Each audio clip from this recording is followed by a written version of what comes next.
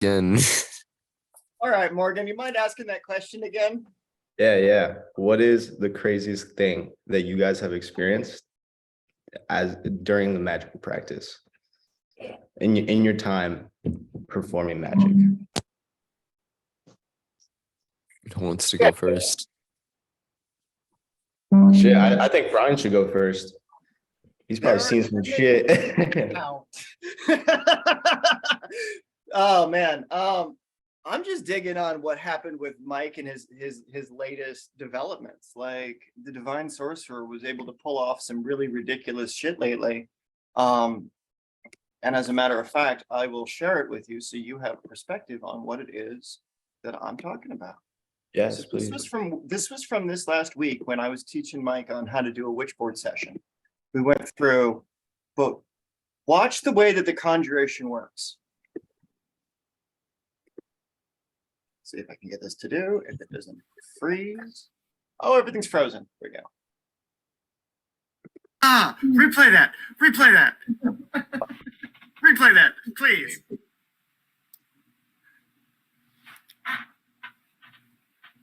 Can't say for certain, but it was kind of funny. It showed up right as I said, "Come forward." Uh-huh. I got the pendulum. Wait, Brian, can you make it full screen? Yeah. You want me to remove the water and the crystal? Thanks. No, I want you to keep it there. I don't want you to do the witchboard over it. Okay, so you want me over the crystal? I see. There we go. Use the water as an amplifier for the vibrations of the crystal. Gotcha. Crystal to crystal. All right.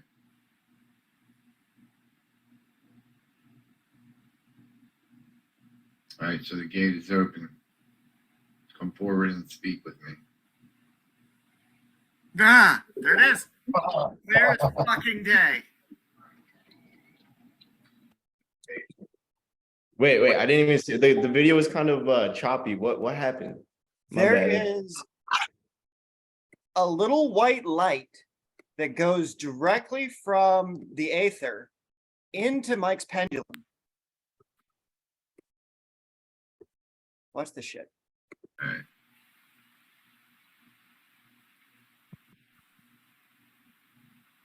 All right, so the gate is open. Come forward and speak with me. Ah, Right there. Ooh. ha, ha. So what wound up happening was we were in the hour of Venus on Tuesday last week for my time. For Mike's time, it was the hour of the sun on the first day of Sagittarius. The spirit that he was able to divine, A, B, C, all through the alphabet, through its full name, was one of the spirits from the Book of Angels, from the Judaic tradition that rules under the hour of Venus for the first heaven of December. Mhm. And we tracked back the name that he got in divination in that hour to the 6th and 7th books of Moses. Oh, okay. Yeah. Got you. How long were you guys like working on this specifically? That was just Like- an afternoon of me teaching how Oh, to it's use just the that was board. just an afternoon. Okay, got you. Damn. Yeah. Damn, Think a There's so lot. many. Had to do with the sigil I used because it's outlined in Hebraic literature. Open the gate, show me the way, Yeah. which is And why I that's- contacted an angel and not anything else. Seek. A lot of the wild things that happen are just the results of afternoon pet projects. Yeah. A lot of them. Just like, hey, want to do something crazy? And then here we are. Right? Like you can animate the wand, you can get the name of Oh, wow. an object and have it echo in the back of your head so you know the name by which you can call it. I remember when we first did the wand thing. That was so long ago. Right? I still have it too. It's in my box somewhere. Yeah. Oof, I should make a new one. Yo, Dan, I like your hat, bro. Thank you. I got it as a birthday present a long time ago, but it's been one of my favorite beanies, so I wear it like every day. Yeah, man. Yeah, it's sick. Third eye, baby. was a long time ago. But oh yeah. So I was sick. That was sick. So yeah, I haven't really done too much deity work. And I've done two. I guess I could share my experience, but first, well, first of all, what were you guys Divine Sorcerer, what were you trying to like accomplish? Like what was like the purpose of summoning? My ultimate goal was to summon the spirit of my daughter. But kind of been summoning many things lately. So it's kind of like filtering out until you get to the right one. Sure. So Yeah, open yeah, that, don't know what comes through it. So you gotta be prepared. yeah, man. What do you guys like do for protection? Protection spells. Okay. I thought you were flipping me off for a second. I have a ring. I donated Oh, okay. to the god Horus for protection through the ring that I wear.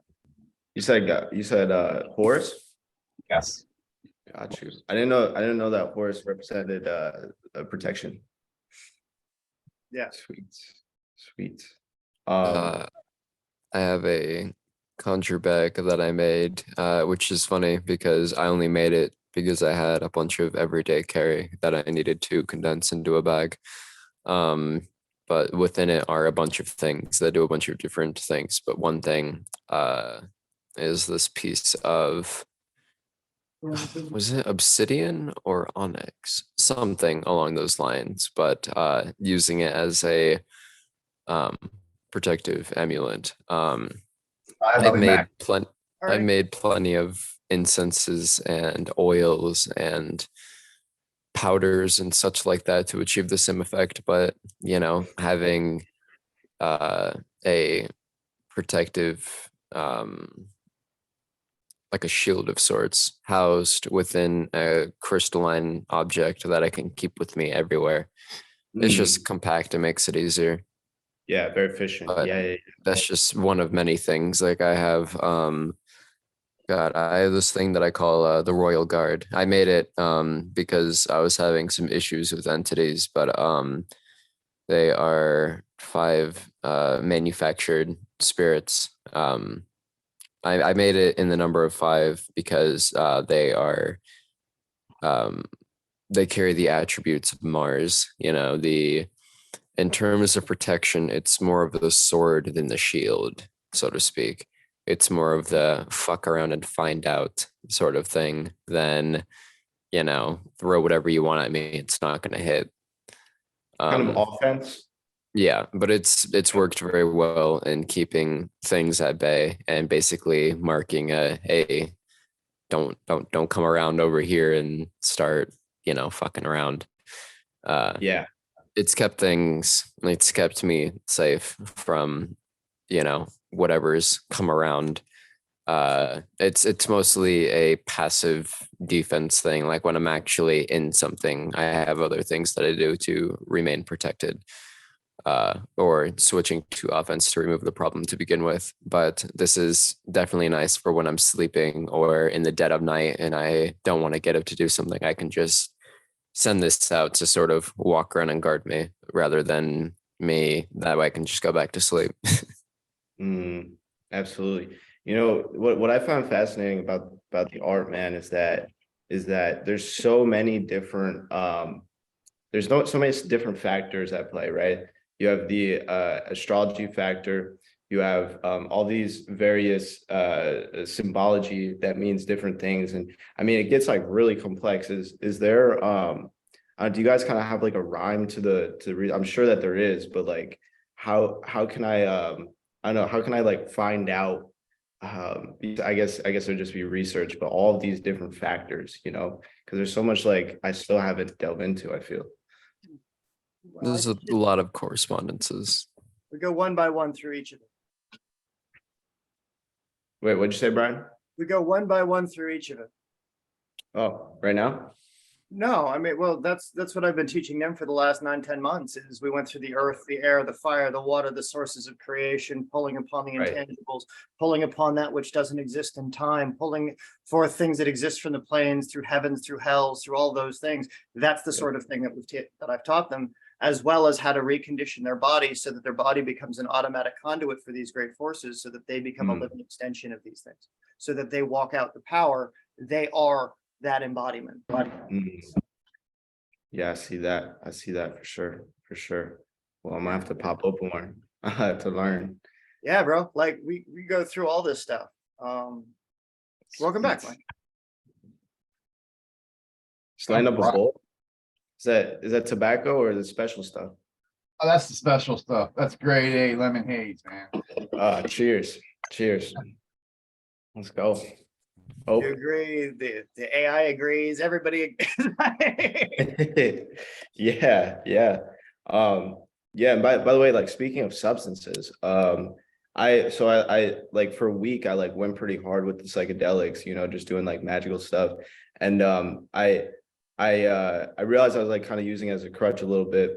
But what do you guys what do you like? I know there's another factor is like the various herbs, right? That you can use, you can brew potions and whatnot. So what's kind of your go-to that's not completely like psychoactive, you know what I mean? That's not going to be like a complete crutch, but which obviously there's a place for those, but yeah, what kind of like herbs do you guys use to enhance the That's practice? funny. My first ever like actual thing I did was I made a decoction of mugwort, and I was living in poverty and I was 15 at the time, but I needed a source of income. So I wanted a safe, reliable source of income. Knocked it back, went to sleep, had dreams about being in a parking lot. So it's like, okay, it's some shopping center. Cool. I started throwing out applications. Did it again. I was inside of somewhere. Honestly, I thought it was a Walmart, but based on where I actually started working, it matched up the inside. And then I got an email about an application I could put in. Boom, got the job. Worked there for 2 years. I actually just moved on to a better job recently, but mugwort's definitely been nice for prophetic dreams, divining their dreams. But Yeah.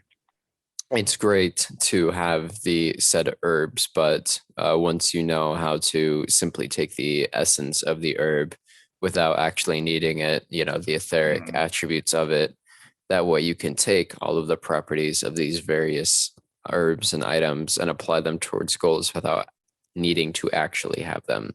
Of course, it's much better to actually have the alchemical booster in front of you, but when it becomes when it becomes unnecessary, very important, but it's not required, that makes life very nice. Oh, absolutely, absolutely.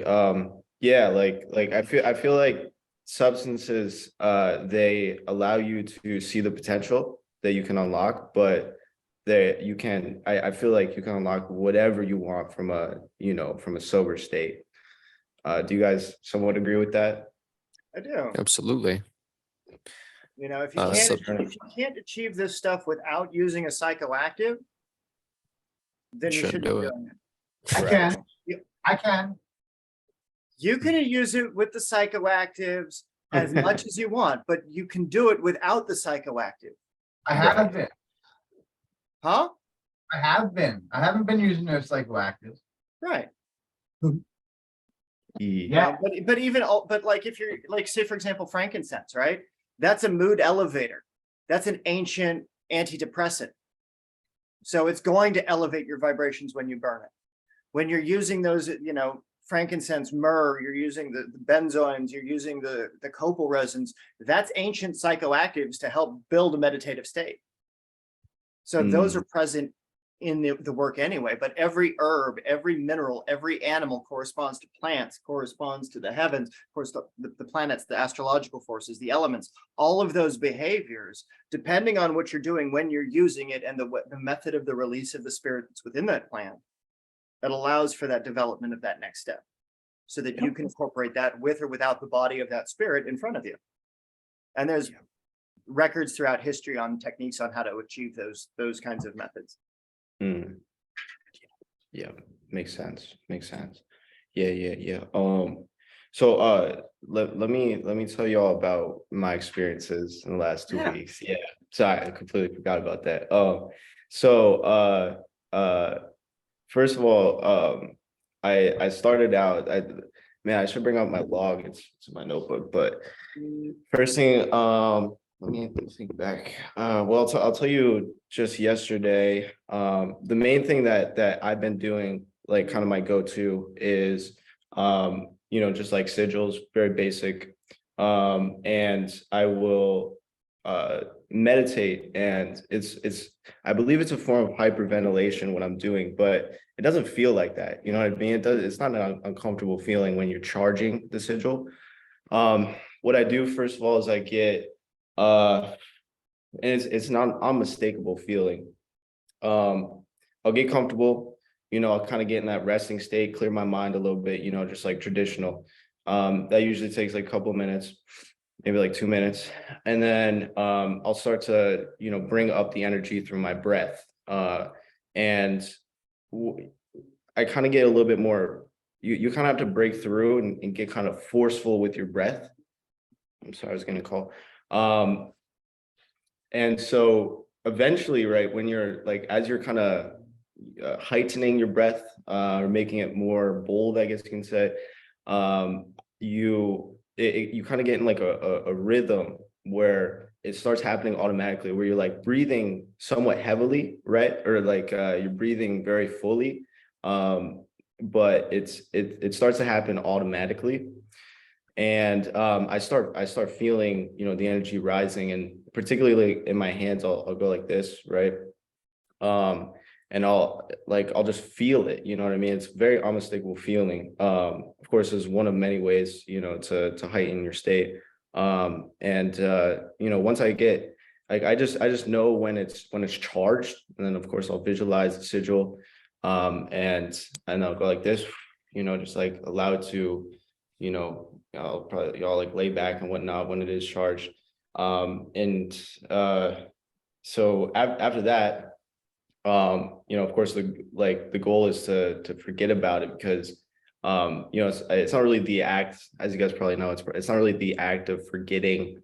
It's more so about solidifying that the universe is taking it from here, you know what I mean? And so, like, it's not like at first I thought it was about like actually forgetting the sigil, you know what I mean? But it's like for example, I was setting up a date with the girl that's somewhat out of my league.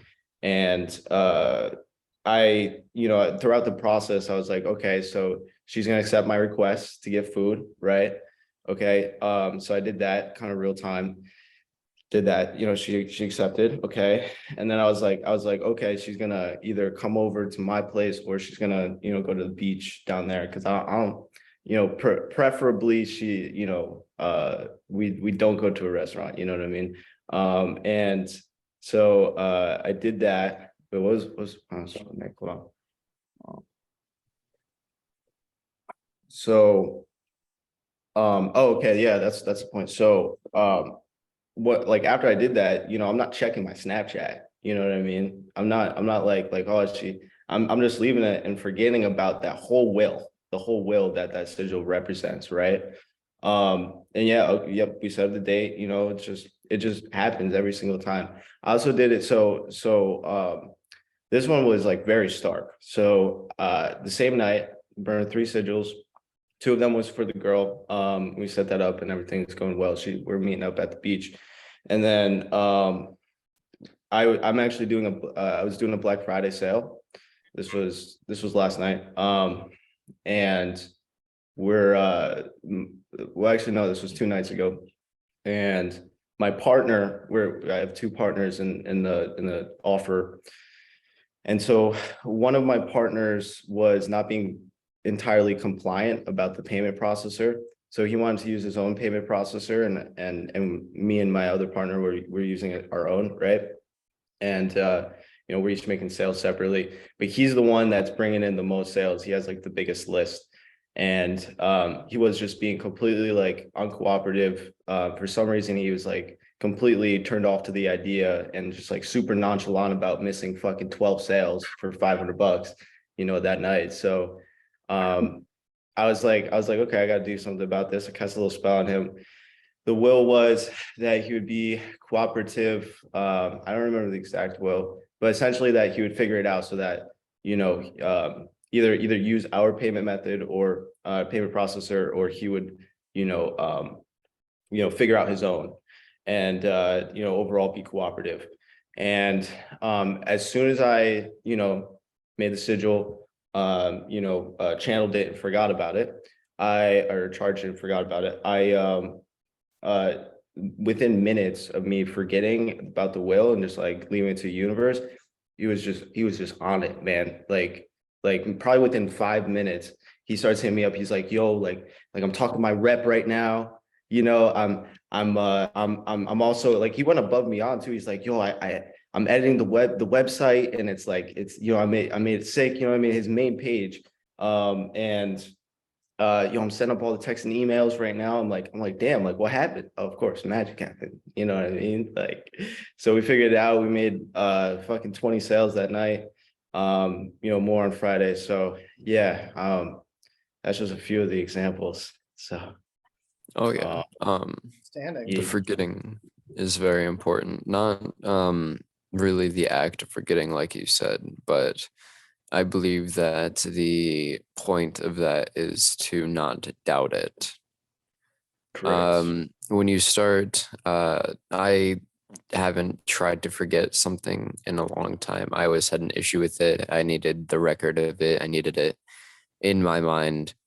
But then I realized, yeah, I still don't try to forget or anything. And it's never really been a thing of mine, but it's mostly been the act of not doubting, especially with all of the tangible actions that have occurred as a result to what I've done, and noticing the cause and effect of my actions and everything that I have done and achieved over these 10 months.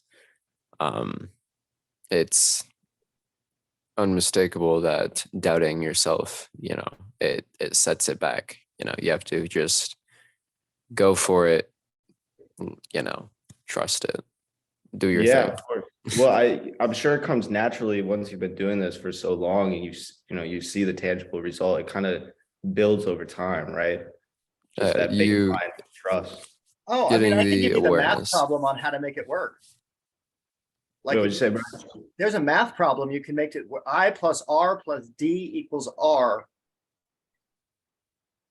Wait, The intent plus direction plus the will equals the release of that. right, With right, that right. formula, you can make anything you want manifest. Wait, what was the formula again? One more time. Intent plus will plus direction plus release. It's release. Yep. Equals manifestation. Manifestation. Yep. Cool. Uh, I've been starting to get back into the construction of words of power, incantations, and sigils recently, like since Thanksgiving. For the past however many months, I've mostly been focusing on using creation and entities as like a cornerstone of what I do.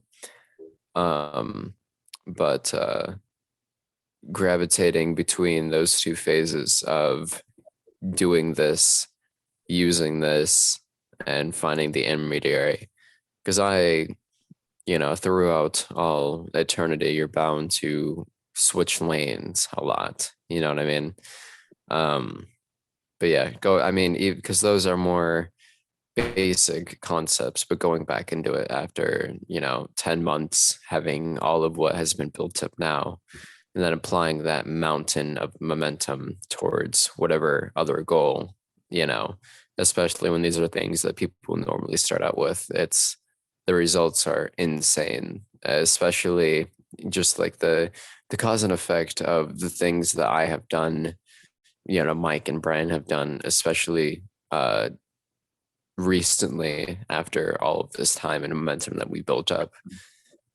the possibilities are endless. Like it is so goddamn insane. It really is. Oh yeah. Morgan, I sent you a document that I've been writing these grimoires for decades, literally 20 years, to several of them. One of the ones that Daniel picked up from me, but this is the new content. This is the alchemical breakdown in the alphabet of power. So when you're doing those breath techniques that you're doing, right? And you're releasing that inner power, well, if you start tying it to the sound, those sounds in history tie to astrological, elemental, and planetary behaviors. Yep. So I've got that list Awesome. for you in that document. Thank you. Thank you. Yeah. And the numerological breakdown on how to pull off all that shit. Got you. All right. So if I understand, so the out, okay, A, B, okay. Every word you speak. So when you're doing intonation, when you're speaking your conjuration, when you're speaking your intent into manifestation, you eliminate the verb to be. Everything is. Your spell is today. Your spell manifests today outside of time. Time is released from the equation because time is irrelevant to thought. Time is an action of the physical world. Thought occurs instantaneously, and so it can manifest like that. So you can eliminate time by intentionally removing that construct of time to create basically a superposition of your localized space and occurrence. So that way, when you're done drawing it, boom, it's done. The spell manifests. Yeah, yeah.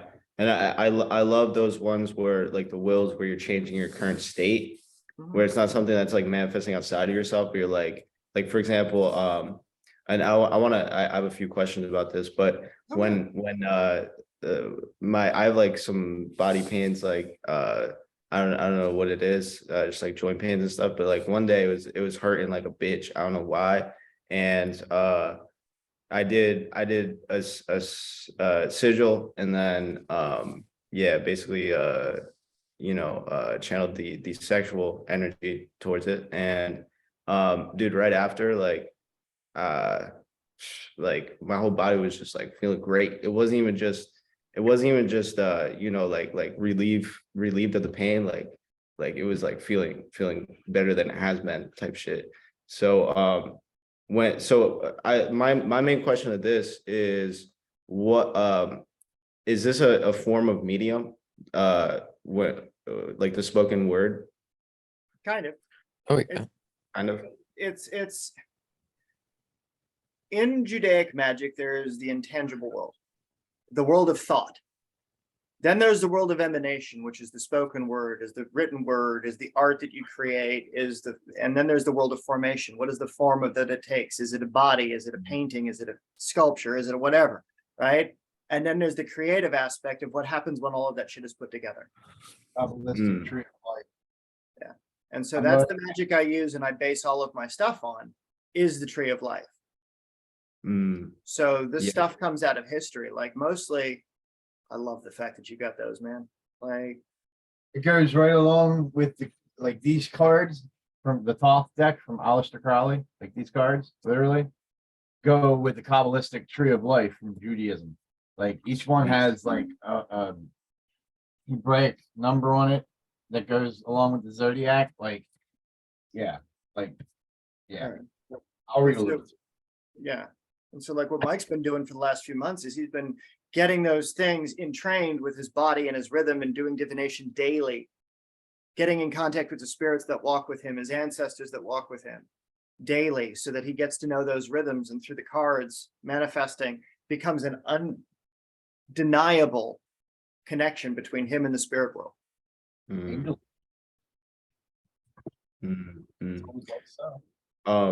Wait, Brian, I have one question. Yeah.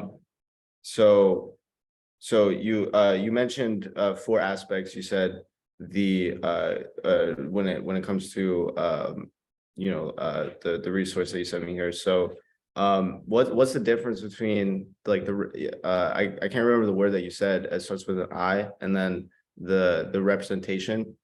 What were those 4 things? So you had like the creative aspect of putting everything together. So is it emanation, formation? Yeah, emanation. Formation, creation, and creation. I'm missing one, Mike. What am I missing? There's Asaya, Yetzirah, Briah, and no, the four worlds, the independent four worlds. There's Azul, Briah, Yetzirah, and Asaya. That's the one. Azulith. Hmm. It's thought. What you think. The divine The thought. archetype, yeah, Azula is the archetype world, the pillar of spirit. Right. Briah is the hay, is the creative world, the emotional plane. Yetzirah is the formative world, which is the mental plane. Hay is the Asaya, which is the physical world, which is the material plane. Yod is fire, hay is water, Vav is air, and is earth. I have a little here, just so you guys know what I'm talking about. See if I can get this done here without break.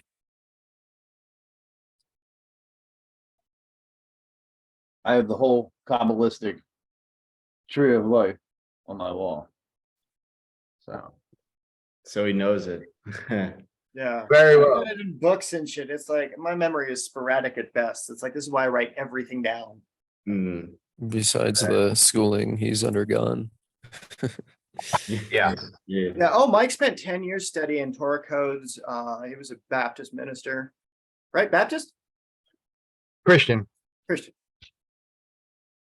Damn. Oh, so you said 10 years? Yes. Damn, I was okay.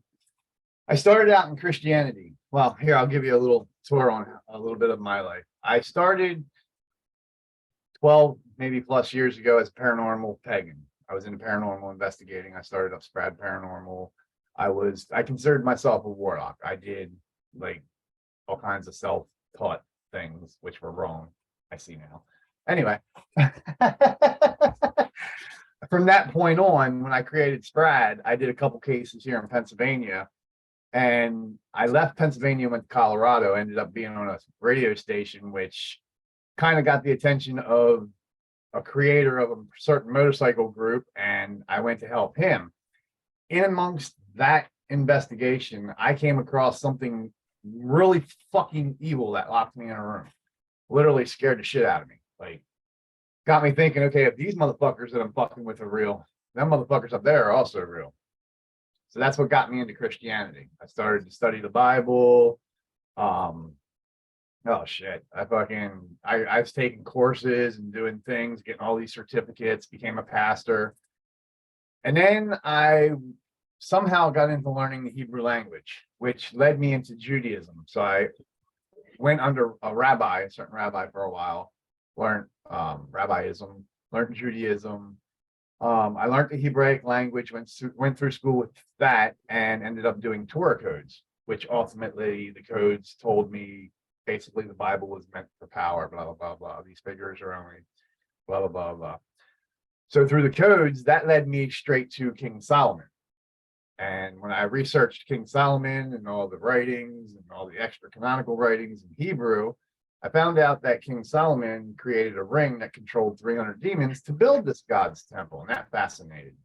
Like now we're talking. Why can't I do that? So that was my first thought.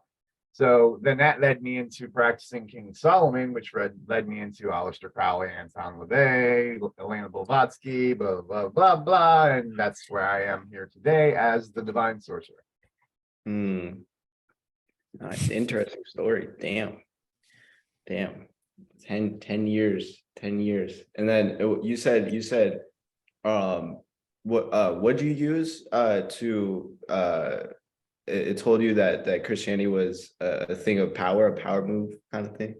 The rabbis do these things. They take this tour, okay? They take the tour and it's rolled up in like a scroll. And Yep. through this program, you can actually pull out codes and phrases and things that happen in foresight.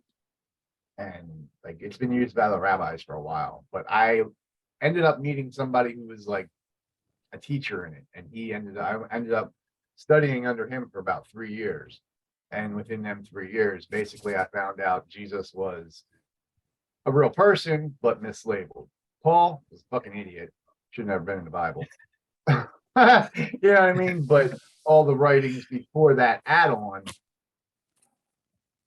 were taken from Sumerian writings, but nevertheless kind of true. You know what I mean? Like they are, but they aren't. Some of these figures exist and Fuck. some didn't. And so that led me back to the Sumerian, which led me back to the Aztec, the Hopi, the Indian, all Inca, all them. Through studying that, I studied astrology, physics, biochemistry, and in doing all that, they led me to basically hermetics, and I became a hermetics teacher, understanding hermetics and using witchcraft to better enhance my paranormal studies. Mm. All these, like I told Brian, you got all these people out there, they're all ghost chasers and paranormal hunters, and it's like, what the fuck are you idiots doing? Why do you have to hunt them? Why do you have to chase them? Like you're not using your noggin, people. Like Yeah. you can manifest them, you can bring them to you. Wow, look, evidence, like I do. You know what I mean? Like sit down, do a witch board, just hey, there goes an angel into the pendulum and gives me a message. You know what I mean? Like this stuff is manifestable. Like this stuff is very fucking real if you pay attention and understand what the fuck you're doing.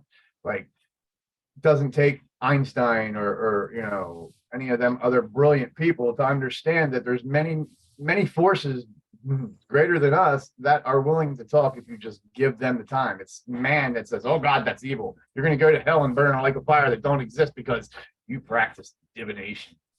Mm. What people fail to realize is way back when this all started, the kings and the queens were relying on sorcerers and magi's like myself to get messages. We called them prophets. They're in your Bible.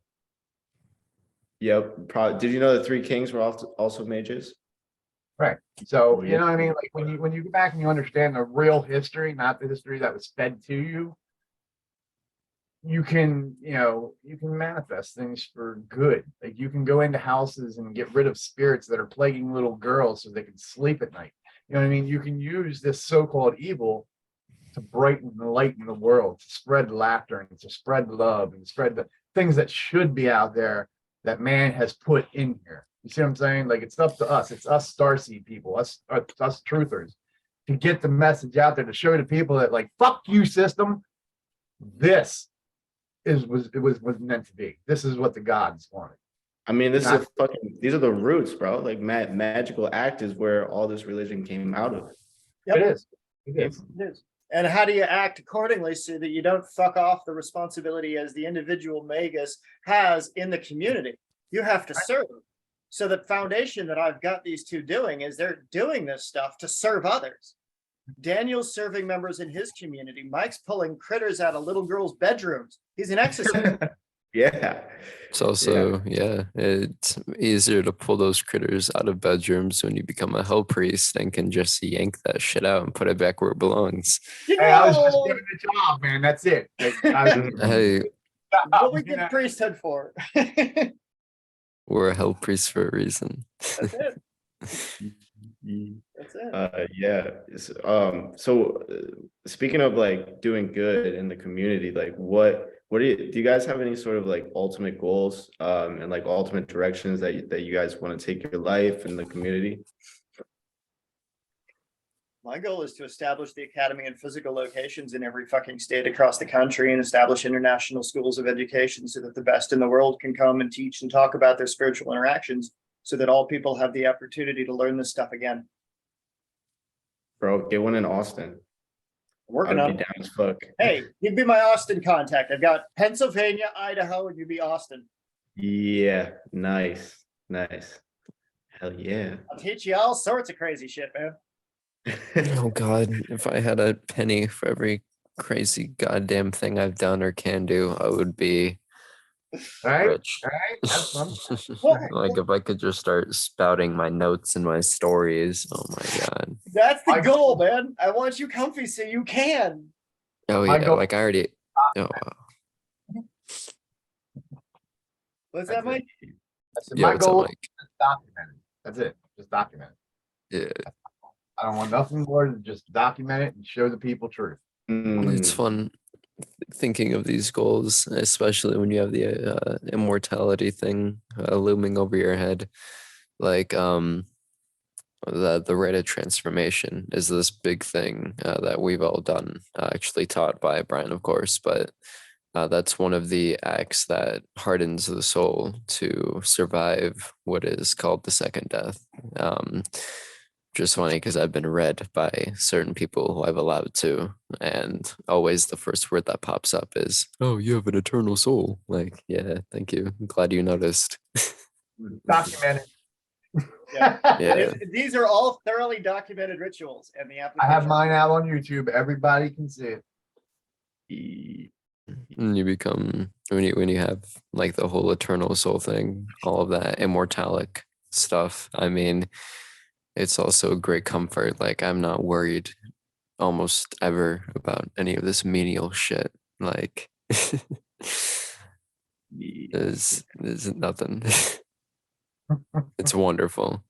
And it's because everything will return to dust, nothing matters. And that makes everything matter, because you have this duality of, wow, my soul, my consciousness is because I've hardened it doing these things, it's going to survive and be around forever and all of this other shit. Okay, some of these things don't matter anymore because everything that can possibly happen will happen a fucking billion times. So why should this matter? Okay, but because nothing matters, everything matters. It's the duality of it. I'm tired. You get me too, bro. I did not sleep a full night. So yeah, you bring up an interesting point, which is like we're kind of delving into the shit that people are scared of, as Divine said, yo, I was told my whole life, oh, you do divination, you're gonna go to hell, like you're contacting spirits, they're gonna take over. It's like no, I'm building a means to control and like defend, offend, you know what I mean, and do good. And you need to delve into hell type shit in order to be have that level of protection. And when you do, and you're able to walk amongst the demons, which I've not, I haven't really dove into it yet, but I absolutely plan to, right? All sorts of spirits, I don't want any limits. When you have no limits, then there's nothing to be scared of. Exactly. Like I tell people a lot in the academy, as a sorcerer, and from what I've learned, first things first, as a witch, a warlock, a mage, a sorcerer, one, when doing this, should know both. It's part of a hermetic principle called duality. One shouldn't just say, oh, I'm a light witch and I do light work, because then you don't know none of the blacks. So if somebody attacks you, you know nothing of what's coming towards you. A good witch would know both. That way they know what's coming. They know how to defend themselves. They're ready for what's coming. You see what I'm saying? So, as somebody that takes on this practice, whether it's something you want to venture into or not, I would suggest that you at least give it some kind of thought, because when you venture into the dark, when you do your shadow work, when you go through that hell, when you come out and rise like a phoenix, it's an awesome feeling. Like, to have mastered or practiced or been able to achieve a level of success through doing both dark and light, and being able to see the effects of both of them, it's a wonderful feeling. Like, it really is. You know what I mean? Like, Absolutely. 100%. I first got into this by this girl I was seeing, right? But before that, I prayed because I was Christian at the time. If this is the right path, lead me down it, hoopla hoopla. Next day, I got my first couple of books, from her parents, about, like Wicca and stuff like that. But it being able to understand and wield both is so important. How are you supposed to, like, let's say, exorcise demons unless you're a hell priest? You just send them back to where they came. I'm not worried about burning in hell or heaven or anything like that, because I can walk in and out of those doors. I have become a priest of hell, which primordially is like priesthood over those currents of darkness, along with the heaven and light, as by praying to my God that I originally had, I was granted that, I I sought out the whole hell priest thing through this, but the whole heavenly light aspects I had already attained by my time spending along with the church and everything like that. But it's the unification of both of those aspects, mastery over the light and darkness, the heavens and hells, where you see less and less limits. I'm not afraid of going to hell if I can just walk in and out of the door like I own the place. Yeah. Same thing with heaven. Nothing can keep me out or keep me in. Amen. Yeah. It's the way to do 100%. it. And that's the path that we walk on, the paths that we continually create. It's not about the stuff that we've done. That stuff is fun. Oh It's yeah. about what we're going to do next. It's always the path that's unwritten with this stuff. And the It's better, the No. progress. yeah, the better the notes that you take, the more accurate you can record your studies, even if you're not studying it directly through the methods that I taught these guys. So long as you stick to your own methods and you create and you innovate and you take your time and you go and you figure out what's the magic mean to you. I can teach you math. I can teach you systems. I can teach you mechanics, how shit operates. What you do with it, that's on you. Yeah. And that's why it needs to be an ethical discussion. That's why it needs to be a morality conversation, is like, what are you going to do with it and why? Does it elevate the person you're going to use it for? Does it elevate your system? Does it elevate your personal needs? Does it fix the environment? Is it a win for everybody across the board? If it's not a win for everybody across the board, don't fucking do it. Yeah. That's just not being an asshole. Like Right. Yeah. there's no universal law or judge that says, hey, if you do this thing I don't like, then I'm gonna punish you. It's just don't be a fucking dick, I Right. mean, It's just we the are golden people. rule. Yeah, we're people who Thank you. work with the infinites of the universe and beyond, like we work with the intangible infinities, everything that can possibly occur and has possibly occurred and it will possibly occur. We will delve into it. So I agree with Brian. It's less about what we have done because those things are they have less value when we're messing with the intangibles and things that are so vast that you'll never see the end of it because there is no end. Right. There's so much. But yeah, not being a dick is more of just a personal code. Like there's no point. Like, I mean, I guess, you can, but like you shouldn't. Like, it's just not being an asshole, Too many Yeah. witches are like, oh, my spells are the most powerful. Oh, I'm the best, blah, blah, blah. No, motherfucker. Chill. Calm Chill. down.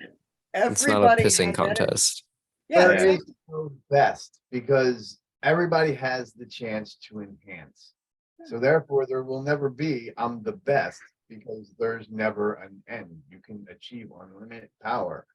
And one who knows this knows that there is, oh, not I'm the best. You know what I mean? Like that's just opposite. Yeah, It's just And- fucking ego. it is. It is. But, it's like there is also something called the tangible best. So you are tangibly better than your peers at doing this. So you have an obligation to share it so that they can also become better, if not better than you. It's Right. like, if these guys aren't better than me, then I failed. And so in spiritual traditions, a lot of the times you get these elders, you get these priests or whatever the embodiments are supposed to be the archons for. You get these individuals who are like, I am the best of this version of this, and I will not allow that information to be transmitted on to that next generation because I want to keep all that power for me.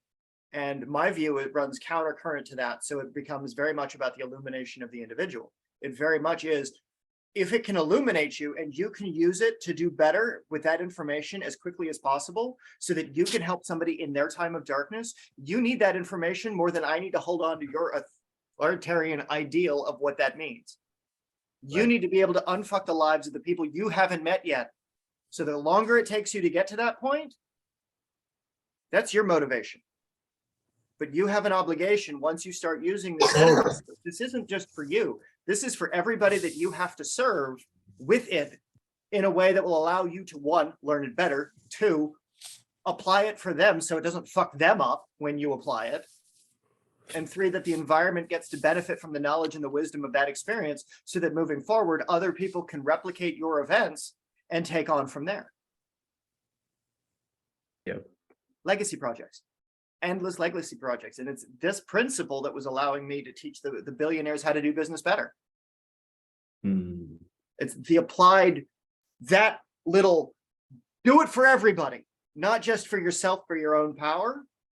That's what's revolutionizing the entrepreneurial world. Hmm. Hmm. You the I agree with that absolutely.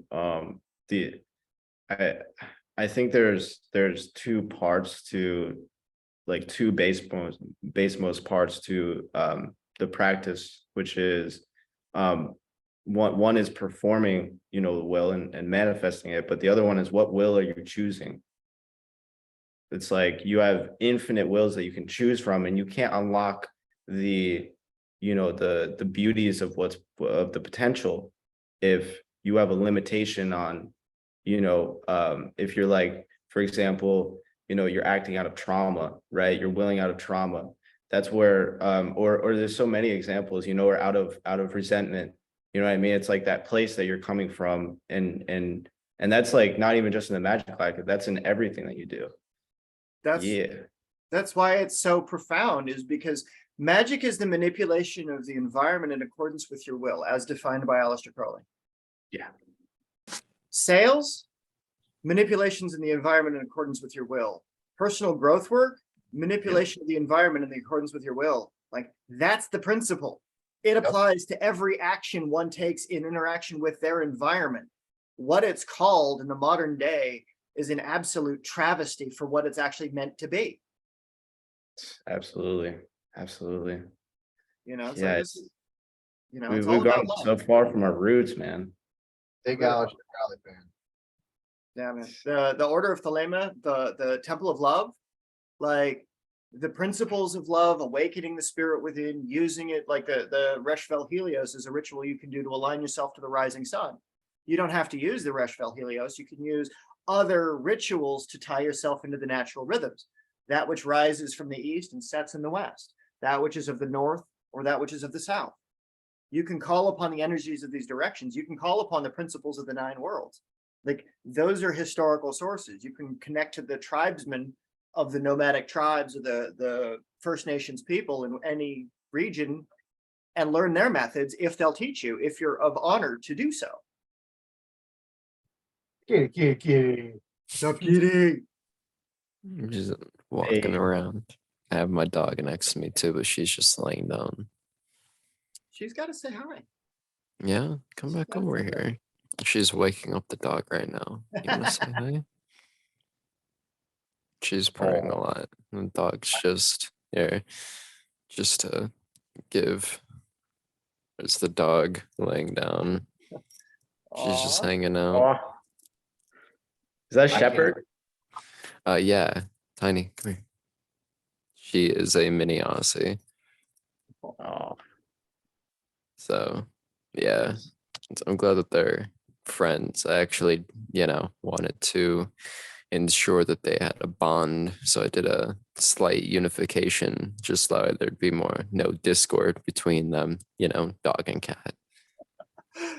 Oh, But- good. Cats. I love my it. cat. I might have to do that. My cat's gonna be quite upset here shortly.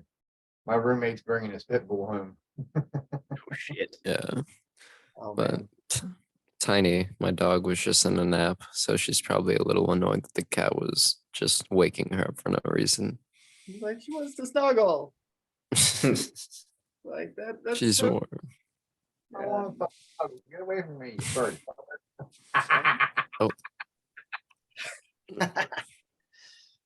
but it gets into some interesting stuff.